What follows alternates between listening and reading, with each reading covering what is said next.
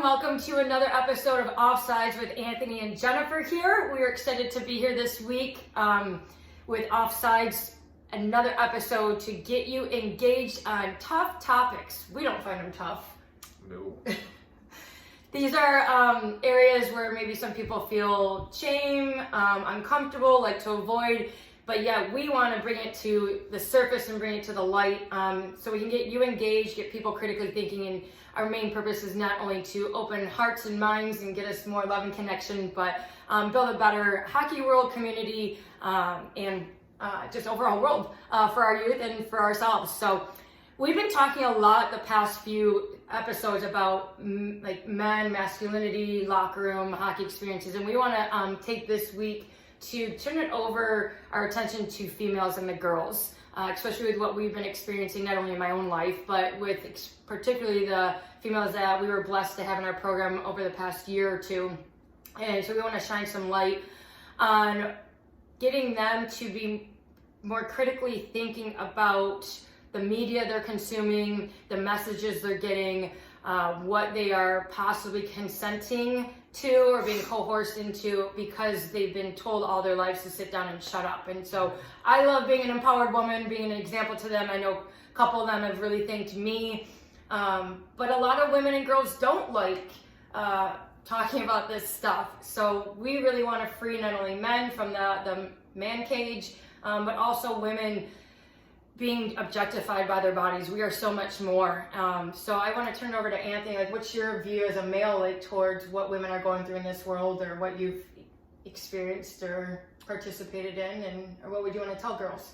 I mean, it's basically the message that they're only receiving is that they're only worth their bodies. They're not worth how intelligent they are or what they can do physically or anything like, if they can do music, create yeah, poems, like, art, just anything like that. They're limiting themselves to this sexuality, this playing the dumb role, being subservient, and it's like, no, you're a human being. Like, you can be out there, you can put yourself out there and really express yourself. We have superpowers, yeah, as right. I'm learning too from some experts that I like how they express that we have superpowers.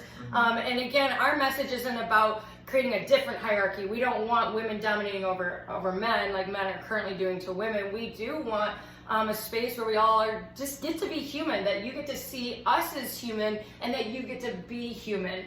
Because I really think that's what pornography and the media just causes us to, like, we are only objects. We're only, as Anthony said, our physical bodies, because, like, as Bell Hooks says, we just have grown up to create, what does she say, like, cause our bodies to just be the main focus of a male's desire. Yeah, well, and use it as like a power source too.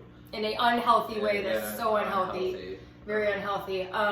The other thing that we want to bring it to attention, and that I like that I'm so outspoken, and that's why I'm so confident, is because, like Bell Hooks says, we learn to be assertive to get our voices out, which builds authentic confidence. What we noticed last year with some of the girls being so quiet, anywhere from the ages of 9 to 18, we had in our program as females, and they were very quiet.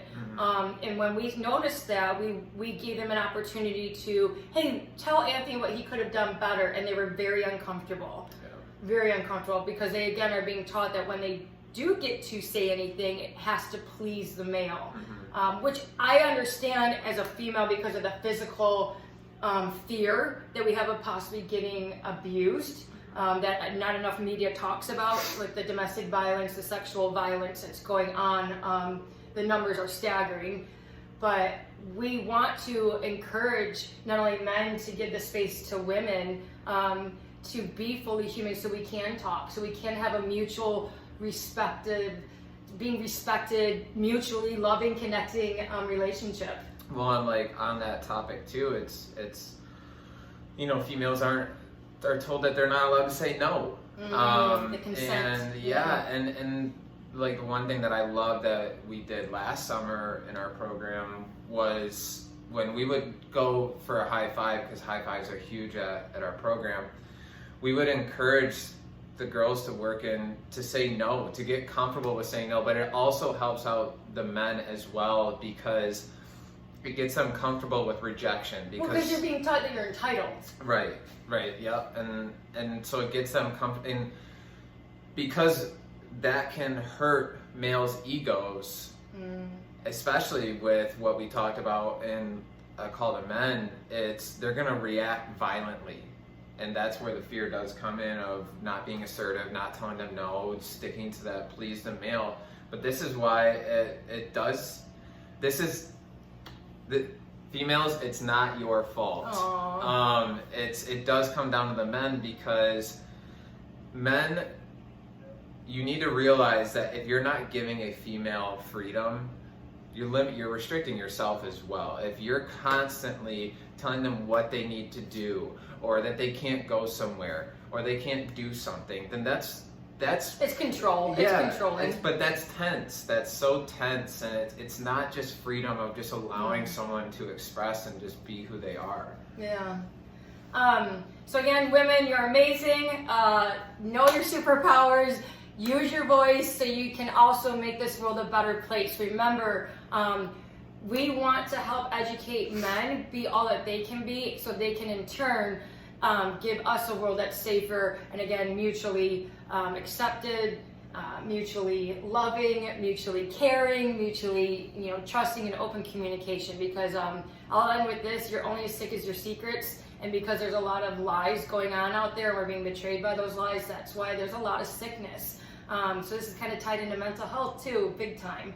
So we love our environment because we teach men and women, girls and boys to work together, to all care for one another, especially when we're struggling. And that can be carried over into the rest of the world and into life, being more joyful and fun.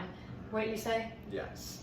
Until next time, again, critical thinking, consider before consuming, and do your part in this world to make it more loving and connected, please. Have a hug. Yes.